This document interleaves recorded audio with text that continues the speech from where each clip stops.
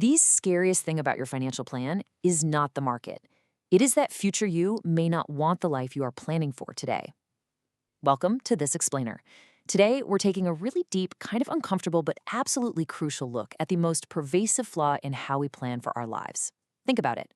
What if the absolute biggest risk to your future isn't the economy or interest rates, but your own mind? Just let that idea sink in for a second.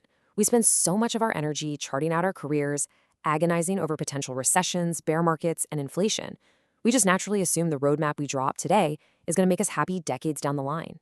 But the truly unsettling realization here, it's that we are often building our entire lives and working incredibly hard for a future self we might not even recognize. And this brings us to a really fundamental psychological truth about money and life.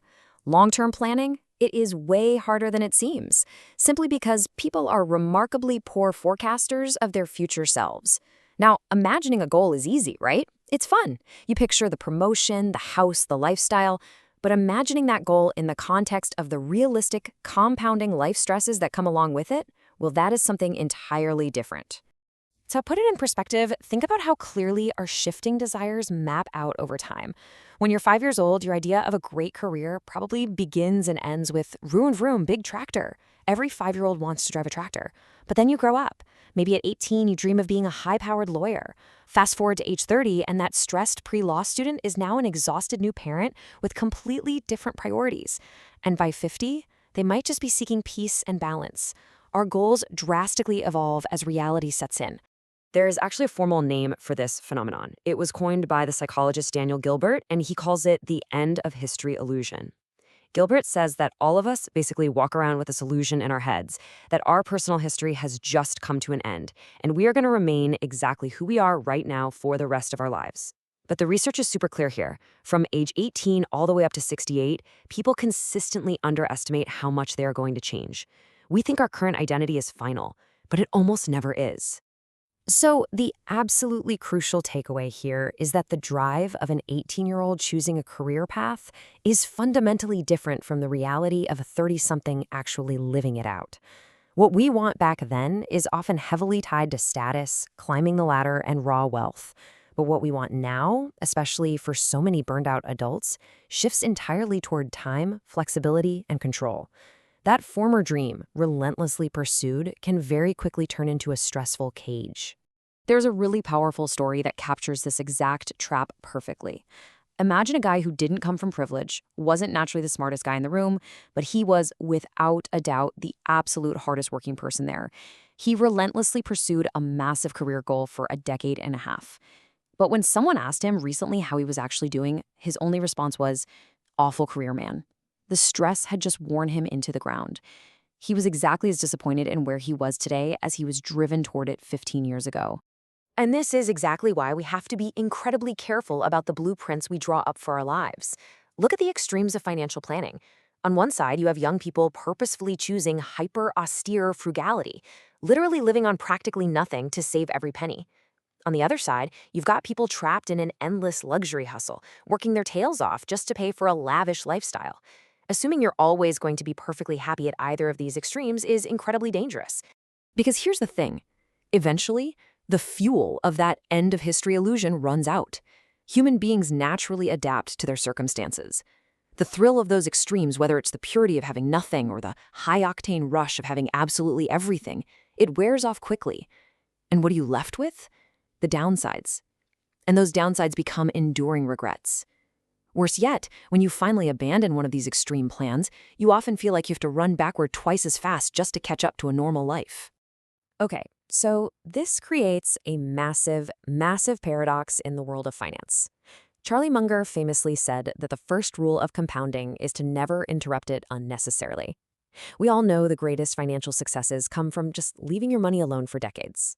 But how do you not interrupt a money plan, your career, your investments, your spending habits, when what you actually want out of life completely shifts? Seriously, how does a plan survive a human mind that changes every few years? To answer that, we turn to the legendary psychologist Daniel Kahneman.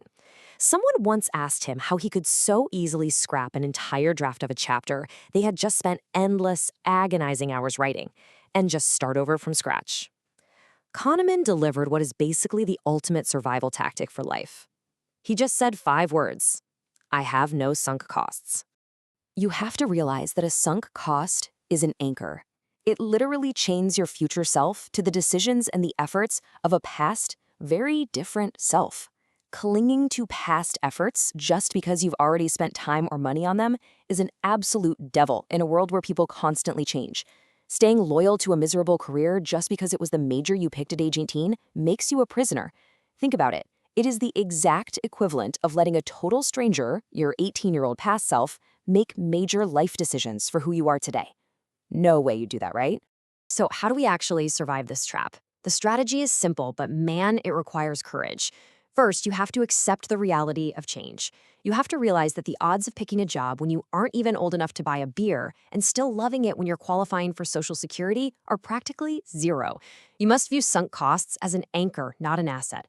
Embrace the idea that outdated financial goals made by a different version of you should be abandoned without mercy.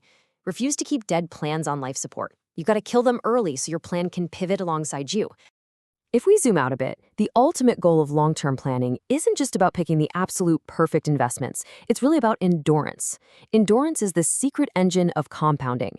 The ability to just stick around for a really long time without wiping out physically, mentally, or financially is what makes the biggest difference. Survival is the only thing that allows compounding to actually work its wonders. And because we change so much over time, the absolute best antidote to burnout, and the key to that endurance, is moderation.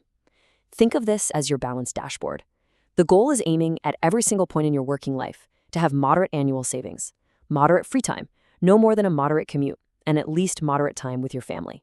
This balance drastically increases the odds that you'll actually be able to stick with the plan and avoid massive future regret. Extremes invite burnout. Moderation invites endurance.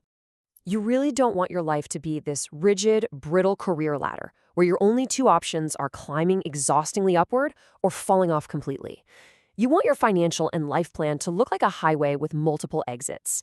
A flexible roadmap acknowledges the simple fact that you are going to change your mind and ensures that when you inevitably do, you have a safe, viable path to take a new direction without blowing up your entire life.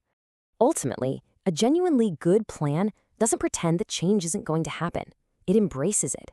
It emphasizes room for error, flexibility, and a wide margin of safety.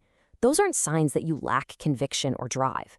They're actually the most valuable, protective assets you can have in any money plan because they protect you from the sheer unpredictability of your own future desires. Which leaves us with this final, genuinely provocative thought to take away from this explainer today. I want you to look at your own life, your own savings, your own career trajectory. Is your financial plan built strictly for the person you are today? Or does it leave room for the stranger you might become? Stop trapping your future self. Build a plan with multiple exits. Embrace the reality that you are going to change and give yourself the ultimate luxury, the flexibility to redefine your own happiness. Thanks so much for learning with us today, and I'll catch you in the next explainer.